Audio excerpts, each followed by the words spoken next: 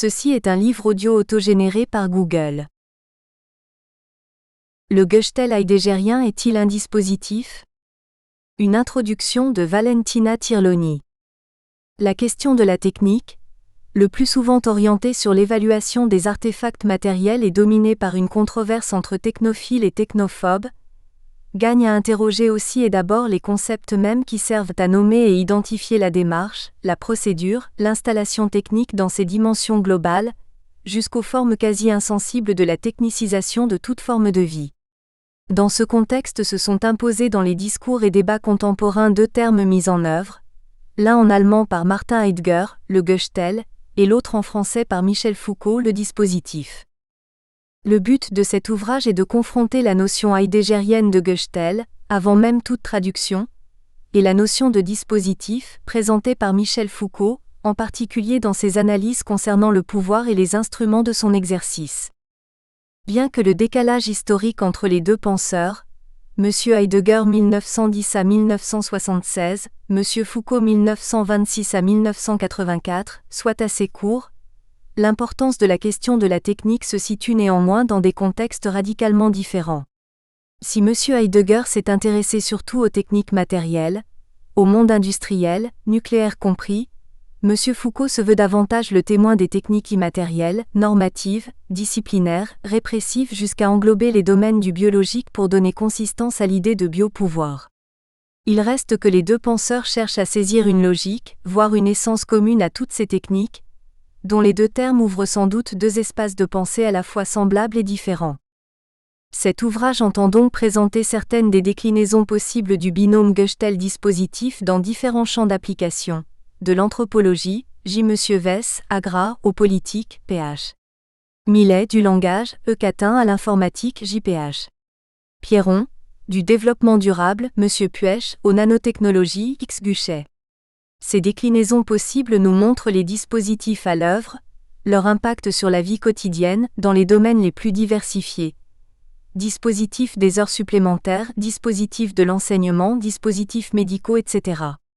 Mais aussi elles nous montrent comment la pensée heideggerienne du Gestell a insensiblement imprégné le discours en lestant le dispositif foucaldien, empirico-positiviste à première vue, de connotation plus métaphysique. Il est vrai que notre point de départ a été la prise en compte de l'hypothèse heideggerienne situant la crise de la technique dans le cadre d'une perte métaphysique de la dimension de l'être, traduisible en nihilisme généralisé, qui conduit l'homme moderne à interpréter le monde selon la seule préoccupation de l'objectivation, de l'utilisation et de la maîtrise des choses, de sorte que le plan ontique a pris la place du plan ontologique. Dans son inexorable progression, cette perte d'une dimension métaphysique de l'être a entraîné l'application de la technicisation non plus seulement aux objets et artefacts matériels, mais aussi aux expressions et productions symboliques, à l'affectivité, au langage et même à la pensée. On peut se demander alors si le langage, la rhétorique politique et toute forme symbolique ne deviennent pas ainsi des dispositifs aptes à brider l'individu dans une structure de savoir et pouvoir, qui le voit assujetti au lieu d'être un sujet, un centre de responsabilité de l'action.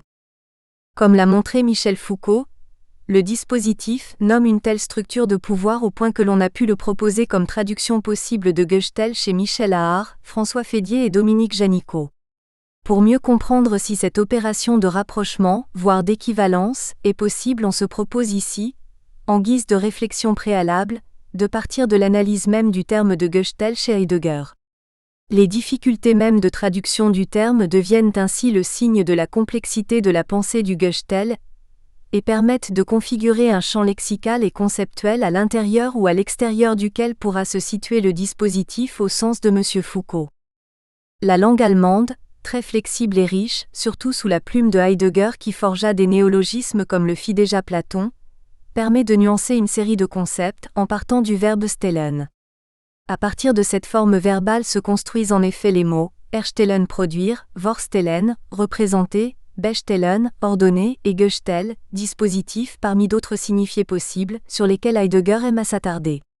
L'acte ou le résultat du stellen est donc ici crucial pour permettre de saisir l'éventuelle proximité entre ces termes, qui remonte à l'idée du poner latin au sens de disposer et d'installer. Néanmoins, Les différentes traductions disponibles des textes heideggerien rendent la tâche plus difficile, car chacune semble privilégier une conceptualisation différente des mêmes mots. Notre hypothèse est que ces traductions sont toutes possibles et dans leur totalité, permettent finalement de recomposer un cadre herméneutique cohérent qui élargit la compréhension de la question de la technique, mais qui, en même temps, reflète chacune une dimension privilégiée, surtout relative aux spécificités linguistiques et culturelles de la langue d'accueil.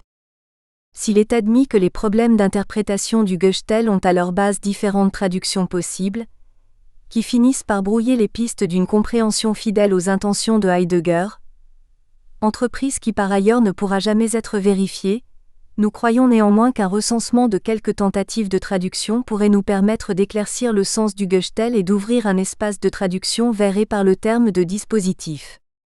Généralement, les traductions dans les langues européennes cherchent différentes solutions pour restituer une idéale fidélité au terme et à la pensée qu'elles véhiculent. Parfois même la meilleure solution semble être de laisser le mot à son destin d'intraduisible, de le laisser parler par lui-même, à travers le sens qu'il reçoit à l'intérieur de l'interprétation de la pensée heideggerienne. Les différents périls de la technique s'abritent dans ce court mot, Gestell. Selon les termes mêmes de Martin Heidegger, il appartient au mode de pensée aujourd'hui dominant de considérer une réflexion sur le mot qui nomme une chose comme extérieure et par là comme superflue, mais ce n'est pas là une raison suffisante pour ne pas entreprendre une telle réflexion. Commençons donc par la traduction italienne, proposée par Gianni Vattimo et ici librement retraduite en français. Gestell, imposition, indique le rassemblement de ce redemandé qui sollicite, c'est-à-dire provoque, l'homme à dévoiler le réel dans la modalité de l'utilisation, en tant que fond. Selon la traduction de Gianni Vattimo, le Gestell est rendu par imposizione, c'est-à-dire dans les doubles sens, premièrement, du latin ponere, placer, situer, disposer, et deuxièmement de l'imposition, au sens d'une structure coercitive qui ne laisse guère de place à une liberté quelconque, sous la forme d'un appel impérieux et auquel il est impossible de se soustraire. Une autre traduction possible est celle de impianto, qui est employée pour les 4 conférences de Brême, dédiées en grande partie à l'essence de la technique. Pour rendre l'idée d'impianto en français, il faut savoir que ce terme est employé surtout dans un milieu d'usine et de production, pour nommer les appareils techniques réunis pour la production d'un artefact. Cela devrait correspondre à implantation. Il est donc une partie de la chaîne de production, certes essentielle, mais qui s'insère dans la totalité de l'usine. Bref, c'est un complexe structuré, irremplaçable mais bien autonome, qui est ordonné dans un ensemble plus large et organisé pour le bon fonctionnement du processus productif. Dans la langue italienne, donc, le Gestell est à la fois la nécessité de l'interpellation et l'appareil productif préposé à la création d'artefacts. Le choix italien a été donc fait en vue d'exprimer d'une part un état des choses, l'imposizione, d'autre part, le dispositif technique par excellence insubstituable de la production moderne. Il est donc à la fois artefact matériel et immatériel qui encadre l'agir de l'homme moderne. Ces premiers jalons d'analyse nous acheminent, comme on le verra, vers un rapprochement possible avec la définition de dispositif, telle qu'elle est élaborée par Michel Foucault, mais dont on peut saisir la résonance dans la citation suivante de Heidegger. Effectivement, le philosophe allemand lui-même met en garde contre une définition de la technique par le seul biais du sens commun quand il affirme que la technique peut signifier des machines et des appareils qui se présentent, pris seulement comme objets disponibles, vorhanden, ou alors en fonctionnement. La technique peut vouloir dire la production de ces objets, production que précède un projet et un calcul. La technique peut aussi indiquer la coappartenance en un ensemble des produits et des hommes ou groupes humains qui travaillent à l'installation, à l'entretien et à la surveillance des machines et des appareils. En effet, comme cela apparaîtra à la lecture des textes ici présentés et par les autres propositions de traduction, le problème de la technique n'est justement rien de technique, mais à voir avec l'événement de l'être pendant une époque précise, à savoir celle des temps modernes. Il s'agit en effet d'une véritable question métaphysique, car ce Gestell renvoie à une position précise de dislocation de l'être dans son histoire imprévisible. La traduction anglaise la plus courante pense le Gestell en termes d'enframing ou frame, qui désigne l'encadrement ou cadre, mais on y retrouve aussi les termes de châssis, charpente, cadre, armature, en ce sens voir aussi le texte de François Guéry. Cette traduction présente pour la sensibilité continentale une série de perplexités. Le premier point critique est représenté par le faible caractère métaphysique du mot « encadré », qui semble se référer à un quid matériel, à un contenant ou à un cadre, repérable dans les objets de ce monde, mais qui ne peut pas partager les caractères structurants que l'on retrouve par contre dans le squelette ou tout simplement dans structure. De plus, la faiblesse métaphysique de la traduction anglaise semble nous éloigner du caractère primaire et jusqu'ici peut être aussi incontesté dans la littérature continentale en la matière, du Gestell heideggérien, qui réside dans la structure destinale de l'essence de la technique. Si Martin Heidegger, en effet, s'intéresse à la question de la technique, à l'essence non technique de la technique, c'est bien là un premier jalon d'orientation de la traduction-compréhension.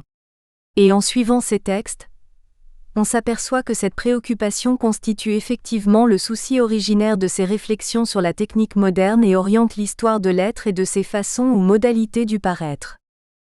Le second point, qui a l'avantage d'élargir ultérieurement l'analyse, est que le mot en framing, et par conséquent cadre, nous oblige à une comparaison avec la position de ce cadre, car il nous semble qu'il agit comme quelque chose d'extérieur qui englobe, contourne, contient, délimite un objet particulier.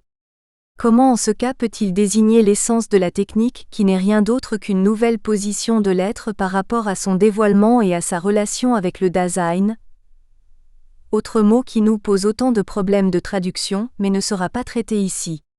Effectivement, le caractère d'extériorité du mot « encadré » se concilie mal avec la profondeur métaphysique d'une essence qui renvoie plutôt à une propriété intrinsèque.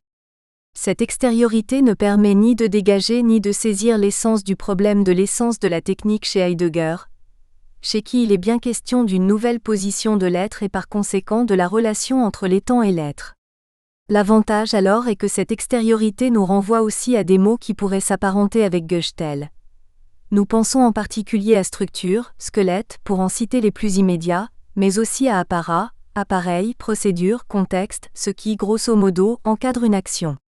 Mais ici encore, cette idée d'encadrer une action se marie difficilement avec la qualité princeps de Gestell qui, à notre avis, renvoie à une existence, à un mode de l'être et non du faire ou de l'agir, et finalement à une structure destinale de cette existence, du moment que le destin n'est pas forcément aussi l'intégralité de l'existence. Car même Heidegger semble situer la portée de la technique, son caractère métaphysique, hors de la simple action humaine et du choix que pourrait en faire l'homme. S'agit-il alors d'une interprétation trop pragmatique, qui réduit la portée de la réflexion heideggérienne à un être au monde selon la modalité de l'action ? Ou bien s'agit-il d'une interprétation qui traduit les limites de et à l'existence que la technique nous impose ? Si cette dernière était correcte, nous serions alors redevables à cette traduction anglaise de nous donner à comprendre combien la technique, en dépit de la faiblesse métaphysique, nous recadre dans une existence qui a perdu la dimension de l'être, le sens de son essence et qui est orientée exclusivement vers la production et l'action. On remarquera en outre qu'à partir de cette traduction, Albert Borgmann a introduit la notion de device paradigme, par laquelle il désigne la façon dont les appareils techniques sont perçus et utilisés en termes de leur disponibilité et disposition. En particulier, par device, il pense à un artefact matériel ou conceptuel, qui est caché en chaque production de service. À partir de cette interprétation, on mettra donc l'accent sur la similitude avec le dispositif foucaldien dans la mesure où ces appareils sont capables, indépendamment de leurs composantes matérielles ou abstraites, de diriger et contraindre l'action d'autrui. On remarquera aussi que la traduction française du mot Gestell est loin de faire l'unanimité. La traduction française d'André Praud, la première et la plus accréditée, parle de arraisonnement, au sens du langage marin où l'on arraisonne un navire, et pour lequel le dictionnaire Le Petit Robert précise une acception d'examen ou interrogatoire, d'inspection, de reconnaissance, de visite, mais aussi le sens d'aborder. Mais si on prête une attention étymologique, on y retrouve la racine latine d'Horatio et donc le signifié de ratiocinaire recensé par le Littré dans le sens de « chercher à persuader quelqu'un par des raisons ». François Fédier remarque que dans cette excellente traduction, on retrouve l'irrésistible mouvement de fond inhérent à la visée technicienne, à savoir sa dimension caractéristique de ramener de force ou de gré à la raison. Il en souligne néanmoins la nécessité d'en préciser la modalité de ce ramener. Selon François Fédier, il faut comprendre comment se fait l'arraisonnement pour que l'essence de la technique puisse être saisie et rendue dans son authenticité. La voie la plus directe, suggère-t-il, passe néanmoins par la sommation, et donc par une traduction de Göstel par consommation, comme le proposait avant lui Michel Aare, car on y retrouve la multiforme variété de sommations en lesquelles l'humanité planétaire se voit désormais sommée de ne plus rien viser que sous le visage sommaire de la totalité. Il semblerait, osons-nous dire, que la traduction à raisonnement, choisie pour la version française de Göstel, mette l'accent sur une prétendue rationalité qui dirigerait notre être au monde. Plus prudemment, le traducteur de la conférence consacrée au tournant préfère ne pas s'aventurer dans une traduction quelconque, sous prétexte que, entre autres, le terme à raisonnement rendrait compte seulement de l'accomplissement de la métaphysique et oublierait le passage de la métaphysique à l'autre commencement, et sous prétexte aussi qu'il est impossible de trouver un mot français correspondant qui puisse suivre toutes les déclinaisons possibles que Heidegger obtient avec la racine stellen. Le philosophe danois Peter Kemp nous propose, en l'attribuant à son tour à Jean-Yves Goffy, une autre traduction française de Göstel.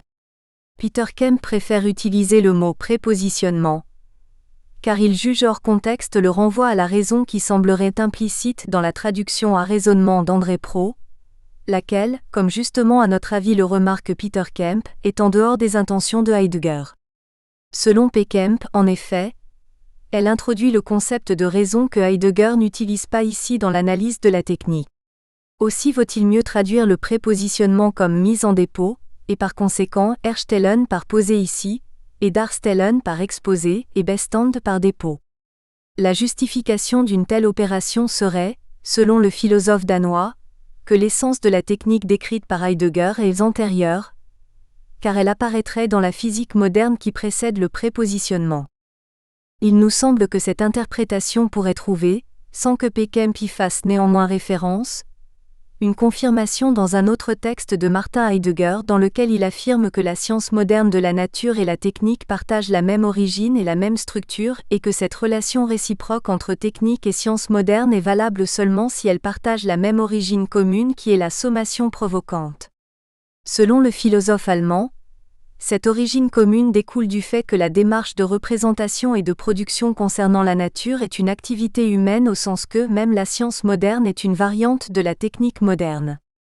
Il n'y a donc pas une condition préalable au sens d'une antériorité de la raison calculante sur la technique, d'une antécédence de la raison sur la nature, si, comme le dit Heidegger, dans la mesure où règne dans la technique le principe de savoir, elle-même fournit à partir d'elle-même la possibilité et l'exigence d'une mise en forme particulière de son propre savoir aussitôt que s'offre et se développe une science qui lui corresponde. 23.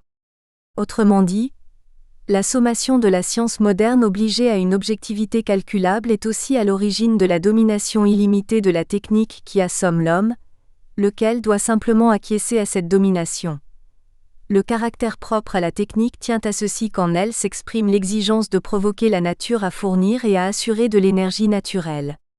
Cette exigence est plus puissante que toute détermination de fin par l'homme. Cela signifie céder à une exigence qui se situe au-dessus de l'homme, au-dessus de ses projets et de ses activités. L'homme actuel est lui-même provoqué par l'exigence de provoquer la nature à la mobilisation. L'homme lui-même est sommé, il est soumis à l'exigence de correspondre à la dite exigence. Néanmoins, cette traduction nous semble problématique à plus d'un titre. D'abord, le préfixe pré introduit une dimension temporelle et donc propre à l'historicité ou à un développement temporel, dont Heidegger semble peu soucieux. En outre, ce préfixe introduit aussi une condition logique, un aspect de préalable, de préliminaire, comme si le Göstel était une condition pour autre chose que lui-même. Condition logique donc, qui ouvrirait à un processus ou procédé dans lequel nous sommes inscrits, en vertu de l'essence de la technique moderne. Le préfixe pré ne peut donc introduire une succession temporelle qui se déroulerait entre un avant et un après, entre une succession logique d'un d'abord, une conception de la science et de la raison calculante et un ensuite, une conception de la technique qui en découlerait. Selon Heidegger, les deux, science et technique, ont une origine commune et s'entrelacent réciproquement si l'on pense qu'il existe une subordination logique entre science et technique. alors cette traduction nous force à y voir une dimension temporelle et historique, ou historiale, qui nous renverrait plutôt à une conception hegélienne d'un esprit qui s'incarne dans l'histoire selon les différentes époques. Or, il nous semble qu'une telle historicité est peu cohérente avec la pensée de Heidegger, qui serait ainsi obligé d'introduire un sujet de cette histoire, ou du moins à partager les idées progressistes vis-à-vis de l'histoire. De plus, non seulement le préfixe ge a été interprété comme rassemblement qui se donne dans le Gestell, à savoir l'ensemble potentiel de tous les mots formés à partir de stellen, mais il faudrait aussi l'approcher au préfixe qui en allemand sert à construire les participes passés. Si l'être arrive et se rassemble dans le Gestell, en tant qu'essence de la technique moderne et de notre époque comprise, il nous apparaît donc comme un précipité, au sens chimique, de l'être, sa condensation sous forme de Gestell, qui est justement une façon à travers laquelle l'être se donne, paraît, se montre, tout en n'oubliant pas la centralité de la notion de vérité et de dévoilement chez Heidegger. Si cette interprétation est correcte, alors, en tant que précipité, il pourrait avoir été préparé par la science moderne qui a objectivé et rendu calculable la nature, comme le rappelle l'origine commune de la sommation provocante pour la technique et la science moderne. Effectivement, le mot préparer vient du latin parar au sens d'apprêter, d'arranger, de mettre devant. Deuxièmement, le suffixe ement renvoie à une action. Qui a fait l'action du positionner? Quand cette action de positionner a-t-elle eu lieu? Là encore on se retrouve à nouveau face au problème du sujet et de la temporalité, puisque cela semble dire plus que ce que Heidegger semblerait vouloir dire. Les remarques présentes semblent finalement trouver leur appui dans la citation reportée ci-dessus, là où effectivement le fait que la technique moderne et la science moderne partagent la même origine est aussi une raison pour ne pas introduire un rapport de subordination logique ou temporelle. De plus, par rapport à l'action, Heidegger affirme l'inanité de toute action de l'homme dans et pour la technique, car l'essence du Gestell est une nécessité à laquelle l'homme ne peut pas rester indifférent. Englouti lui-même par le Gestell, l'homme entend le cri d'alarme qui l'exhorte à maîtriser la technique, mais au même temps, il se tait et se voit réduit à la perplexité et à l'impuissance, c'est-à-dire à la nécessité d'acquiescer purement et simplement, explicitement ou implicitement au caractère irrésistible de la domination technologique 26. En un sens encore différent qui insiste en particulier sur la racine du verbe stellen, Pierre Dulot propose étagement et étalage, en partant du signifié le plus commun dans la langue allemande, celui d'étagère. Selon Dulot, dans Gestell, c'est l'idée d'un principe de rangement qui autorise l'individu à se rendre disponible le réel donné. La technique c'est le fait d'un étagement, c'est-à-dire d'une mise en ordre systématique, et d'un étalage, c'est-à-dire d'un nivellement. Allant plus au détail, quant au mot à raisonnement, qu'il ne remet pas en question en suivant la vulgata principale, il en précise deux aspects. Le premier est celui de la force de cette action pirate. Il s'agit d'un processus d'appropriation, d'un assaut sur la nature pour en déceler secrets et mystères. L'autre aspect est enfin celui qui découle du latin à ratiocinaire, car Dulot y voit un empire de la raison elle-même, comprise comme modalité spécifique de cette puissance plus générale qu'est la pensée. À la lumière des considérations sur la philosophie de l'histoire, et plus précisément sur ce que Heidegger tient pour essence de la technique, cette interprétation suscite quelques nouvelles perplexités qui ont quand même le mérite de nous acheminer vers la conclusion envisagée par Heidegger. En effet, quant à la force et à la violence, la référence à l'action est encore très forte et difficile à resituer et restituer dans un contexte plus fidèle aux textes heideggeriens, car, nous l'avons vu, l'action ne constitue pas une sortie possible de l'essence de la technique. Deuxièmement, il nous semble nécessaire de le répéter, dans cette insistance sur l'élément rationnel et sur la raison en général, il y a une inversion logique car il semblerait que la technique soit maîtrisable grâce à la raison, qui en appliquant le calcul et les principes moraux saurait employer la technique, profiter de ses avantages et rester libre d'y faire recours. Mais de fait les choses décrites par Heidegger ne vont pas dans le même sens. Selon le philosophe allemand, la technique est un événement de l'être, mais aussi une nécessité face à laquelle l'homme n'a pas le choix car c'est un destin.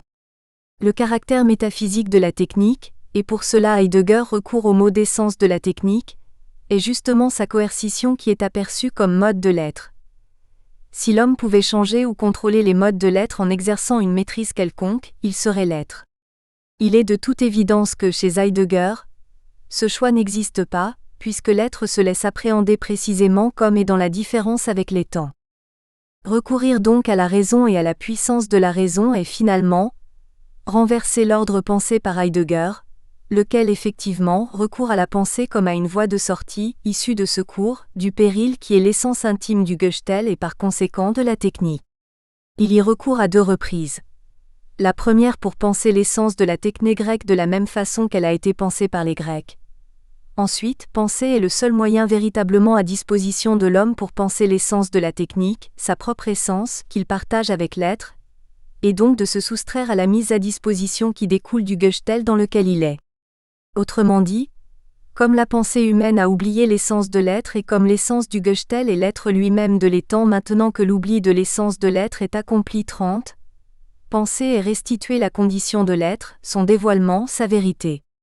Selon les mots de Heidegger, la menace véritable a déjà atteint l'homme dans son être.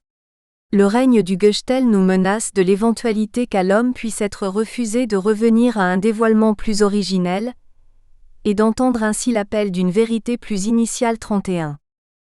Malgré les critiques et les insatisfactions que les traductions ici rappelées nous suggèrent, ces traductions ont néanmoins le mérite de nous acheminer vers une solution herméneutique qui nous permet d'instituer une relation de parenté avec la notion de dispositif proposée par Michel Foucault et ici employée par Michel Aare pour faire transiter le sens du Gestell dans un mot français, qui pourrait en reprendre la banalité d'utilisation et en même temps, la profondeur de la structure existentielle Q'. Il revêt et à laquelle il renvoie constamment. À côté du terme d'arraisonnement, il semblerait que Michel Aare ait proposé le premier la traduction de dispositif, pour le mot allemand Gestell. Cette translittération du mot, dans un autre chargé d'importantes implications théorétiques, représente pour nous le rapprochement le plus direct et matériel entre Martin Heidegger et Michel Foucault. En 1985, Michel Aare, insatisfait par le fait que la traduction de Gestell en arraisonnement ne reflète pas le caractère rassemblant, collectif, du préfixe gai sur lequel nous nous sommes longuement attardés, propose alors le mot dispositif, en lui attribuant le grand mérite de rendre le sens d'un mécanisme universellement dressé, apprêté comme un piège. Effectivement, dans la citation tirée de l'édition du 1958 d'Essais et conférences traduite par André Préau, avec préface de Jean Beaufray, il substitue au terme arraisonnement celui de dispositif technique. C'est parce que l'essence de la technique moderne réside dans le dispositif technique, Gestell, que cette technique doit utiliser la science exacte de la nature. Dans le même scénario, il propose aussi de considérer plus utile le mot consommation, car ce dernier aurait l'avantage d'allier les 2 sens de la sommation, le calcul général et l'interpellation brutale sous forme de mainmise universelle. En effet, cette centralité de la sommation se retrouve aussi dans la traduction du texte de Heidegger, Langue de tradition et langue technique, où la pensée heideggerienne sur l'essence de la technique est traduite pour un public non spécialiste d'ingénieurs lors de sa conférence en 1962. Plus tard en 1995, François Fédier relancera l'utilisation de dispositifs de la consommation, et en 2001 Dominique Janicot reprendra ce rapprochement entre Gestell et dispositif. En fait, même si la notion de dispositif reste problématique par rapport à ses applications pratiques à tel ou tel domaine d'analyse, elle présente néanmoins l'avantage concret d'avoir été définie, d'une façon presque univoque par son auteur. Reste à vérifier si ce rapprochement direct est correct, et n'implique pas la nécessité de mieux en délimiter les périmètres d'utilisation.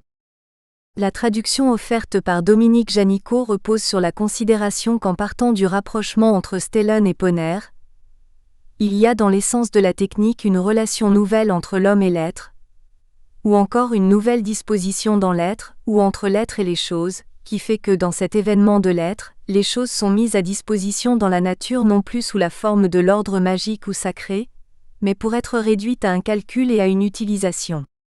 Dans cette disposition, certes dynamique, il y a aussi une destination, en vue d'une utilisation, et un destin, en particulier celui de ne pas pouvoir être autrement. On soulignera aussi que chez Heidegger, même l'homme est mis à disposition, car il est provoqué à représenter, selon les paradigmes de la science moderne, ce qui est présent sous la forme de ce qui est ordonnable et de plus, car l'homme, selon son essence, demeure, consciemment ou pas, ordonné dans l'ordonné pour l'ordonné de l'ordonnable 39. Nous rappellerons ici la dernière conférence publique de Gilles Deleuze, laquelle nous offre une relecture du dispositif foucaldien, qui sera suivie aussi par le philosophe italien Agamben. À l'occasion de ce colloque d'hommage à Michel Foucault, Gilles Deleuze définit un dispositif comme un ensemble multilinéaire, machine à faire voir et à faire parler, qui comporte des lignes de force, dont la subjectivation est un exemple du processus de production de subjectivité dans le dispositif. Bref, le dispositif découpe un champ où le processus d'individuation permet l'exercice de l'influence du dispositif lui-même. Giorgio Agamben suit la combinaison Gestell-dispositif, la situant surtout dans une optique foucaldienne, dans la dimension de la gouvernementalité et de l'exercice du pouvoir, pour lesquels le dispositif est proche de la dispositio théologique chrétienne en tant que combinaison d'être et d'agir. Ainsi se montre-t-il plus proche de la recherche de Michel Foucault, et du souci de repérer des processus de subjectivation qui fleurissent là où le dispositif est capable d'attirer des individus à l'intérieur de son champ d'action. Même si par rapport à la conférence de Gilles Deleuze, la référence au Gestell heideggerien est faite de façon directe et explicite, en un rapport de quasi-filiation, le dispositif en soi est source de production de nouveaux sujets par le biais de la violence, traduisant ainsi, si notre tentative de rapprochement continue, l'aspect inéluctable et de nécessité dont parle Heidegger à propos de l'essence de la technique. Mais le point qui rapproche le plus le Gestell heideggerien du dispositif ne vient pas seulement de ce que Michel Foucault avoue avoir été très fortement touché par la lecture de Martin Heidegger, sans pour autant reconnaître, sinon rarement, sa dette formative envers le philosophe allemand, mais surtout de ce que, en suivant les propres mots du philosophe allemand, le Gestell partage avec la notion de dispositif le rôle central consacré à la connaissance. Effectivement, lorsqu'Heidegger pense à la technique, il remarque qu'en dérivant du grec techné, ce mot a dès l'aube de la langue grecque ancienne la même signification qu'épistémé, c'est-à-dire veiller sur une chose, la comprendre. Techné veut dire s'y connaître en quelque chose, et précisément dans le fait de produire quelque chose. S'y connaître est un genre de connaissance, de reconnaissance et de savoir. Voilà donc la source d'un rapprochement entre les deux notions qui sont alors perçues comme également liées au savoir, comme une sorte de paradigme à la place d'épistémé. De plus, Heidegger exhorte à une compréhension du mot technique à la lumière du sens grec, pour qui le produire n'est nullement le fabriquer, mais ce que l'allemand rendrait avec Erstellen, le disposer en faisant venir ici dans le manifeste, dans l'accessible et le disponible. Au terme de cette rapide vue panoramique de quelques traductions possibles, nous pouvons mieux cerner la question essentielle pour la pensée de Heidegger qui est d'abord la question du langage et de la langue, en tant que lieu d'entre-espace entre les objets et l'homme qui se représente le monde extérieur. En ce sens, la langue est déjà un dispositif, comme le montre Emmanuel Catin, dans lequel le monde se structure selon un mode d'être qui conditionne la langue et que l'on retrouvera aussi dans les réflexions ultimes de Ludwig Wittgenstein. Choisir l'anglais, le français ou l'italien est aussi un exercice de traduction de la pensée heideggerienne dans des systèmes culturels différents qui n'ont pas le choix de recevoir cette notion de Gestell autrement qu'à l'intérieur de leur format menti. Pour l'exemplifier, tout en le banalisant, l'on remarquera comment le pragmatisme ressort de la traduction anglaise, et le rationalisme des Lumières ressort pareillement dans la traduction française qui s'ancre dans une tradition cartésienne pour laquelle la raison se situe au centre de toute réalité. On nous permettra aussi de souligner dans la traduction italienne le caractère coercitif de toute installation, soit sous forme de pouvoir, soit sous forme de contrôle, à quoi l'esprit italien semble assez réfractaire. En ce sens, les exemples de traduction par eux-mêmes nous offrent un Gestell culturel dans lequel ces interprétations ont été effectuées. La réception du Gestell en forme de traduction est en soi un Gestell, car il nous contraint dans les limites de nos systèmes culturels de référent. Cette tentative de comparaison des traductions n'est-elle pas une approche indirecte de la pensée foucaldienne du dispositif ? N'est-elle pas la confirmation que lorsqu'on traduit un mot, on le traduit dans un concept qui doit exister et qui peut fonctionner dans un dispositif culturel ? Effectivement, Le sens de profonde insatisfaction qui nous reste face aux traductions possibles nous montre que Gestell devrait rester dans son essence d'intraduisible. Si par exemple, on essaie de traduire les traductions offertes par l'italien, l'anglais et le français, l'une dans l'autre, on s'aperçoit qu'il n'y a aucun sens soutenable. Traduire à raisonnement en italien donnerait arrembaggio, qui est bien une traduction littérale du français, mais qui finirait par situer l'essence métaphysique de la technique sur un champ de bataille naval entre pirates et corsaires. Ou si l'on tente le même exercice entre l'anglais et l'italien, on se retrouverait aux rayons étagères et cadres d'un magasin Ikea, et par là dans le monde de la consommation. Et finalement nous ne serons pas loin du sens de péril, dont parle Martin Heidegger, quand il le connote en tant qu'essence de la technique. Néanmoins, cet exercice nous montre bien que notre langue et le langage technique dans lequel nous traduisons les concepts d'une autre pensée agissent en tant que dispositifs capables de nous forcer à s'approprier des mots comme des choses à notre disposition, dans l'illusion d'une maîtrise de la pensée qu'on croit pouvoir diriger à coup d'analyse. Les textes ici rassemblés nous offrent donc l'occasion d'une réflexion sur le caractère d'intraduisible, sur les possibilités d'un entrecroisement entre notions, d'une part, aussi bien que de leur inconciliabilité absolue, d'autre part. Savoir, pouvoir, subjectivité sont définis par Michel Foucault comme... Nous espérons que vous avez apprécié cet aperçu. Pour continuer à écouter ce livre audio sur Google Play Livres, utilisez le lien dans la description de la vidéo.